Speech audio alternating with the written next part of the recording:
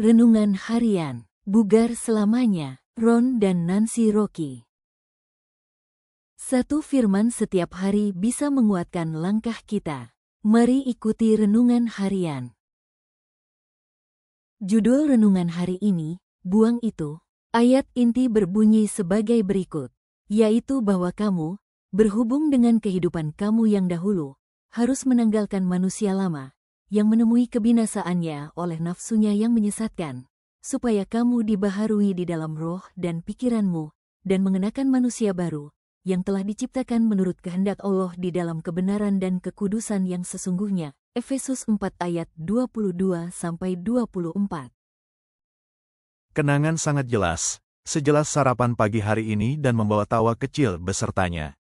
Dua pengantin baru dengan Pontiac seharga $50 AS, Uhail tertutup yang paling kecil, dan semua hadiah pernikahan dan harta benda yang kami miliki, mengadakan perjalanan dengan penuh harap ke apartemen pertama kami. Lebih dari 34 tahun dan 22 kali pindahan kemudian, barang-barang yang ada di garasi satu mobil kami akan mengisi penuh Uhail kecil itu. Sebagaimana kami telah berpindah-pindah sejak masa kuliah dan tahun-tahun pelayanan kependetaan, kami telah mengumpulkan banyak harta, kenang-kenangan anak-anak kami, buku-buku kami, furnitur dan porselen, lemari pakaian, dan sebagainya. Pada beberapa kesempatan, kami telah berupaya untuk menyingkirkan hal-hal yang tidak diperlukan, tetapi itu hampir merupakan tugas yang sia-sia. Putri kami yang sudah menikah memiliki warisan beberapa barang yang mereka hargai, kami telah berbagi dengan orang lain, berdonasi untuk pelayanan masyarakat dan goodwill, dan sering mengisi tempat sampah. Nasihat Tuhan untuk situasi ini adalah, janganlah kamu mengumpulkan harta di bumi ngengat dan karat merusakkannya dan pencuri membongkar serta mencurinya. Matius 6 ayat 19. Banyak di antara kita yang menimbun sampah jenis lain, sampah kepahitan, kegeraman, kemarahan, kedengkian, perkelahian, fitnah. Hal-hal itulah yang Paulus nasihatkan agar kita buang dalam Efesus 4 ayat 31. Perasaan dan sikap inilah yang menjadi berhala yang kita sembah seolah-olah itu adalah perak dan emas. Seringkali kita mengumpulkan orang-orang yang kita tuntut memberi kita keamanan dan kepastian untuk memenuhi keinginan kita yang terdalam.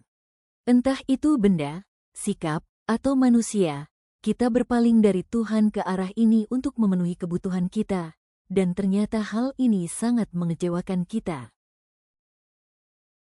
Apakah kemungkinan melepaskan harta Anda begitu menakutkan? Apakah Anda takut bahwa melepaskan sikap Anda akan membuat Anda terlalu rentan terhadap serangan?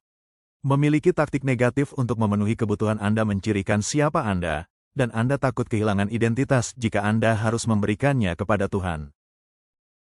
Sebenarnya, jika Anda rela membuang sampahnya, Tuhan akan menggantinya dengan harta karun cintanya, yang terpancar melalui Anda yang akan menjadi diri Anda yang baru. Ringkasan, kita sering menimbun bukan hanya barang, tapi juga kepahitan, kemarahan, dan rasa sakit hati. Tuhan mengajak kita melepaskan semuanya, agar hati kita dipenuhi kasih dan damai-Nya. Saat kita menyerahkan sampah hati kita, Dia menggantinya dengan harta surgawi yang tak ternilai. Doa hari ini, Tuhan yang penuh kasih, ajarilah aku untuk tidak berpegang pada hal-hal duniawi dan sikap hati yang mengikatku. Bersihkan hatiku dari kepahitan dan amarah, dan gantikan dengan damai serta kasih-Mu. Bentuklah aku menjadi pribadi yang Engkau kehendaki, agar hidupku memantulkan kemuliaan-Mu. Dalam nama Yesus aku berdoa, amin.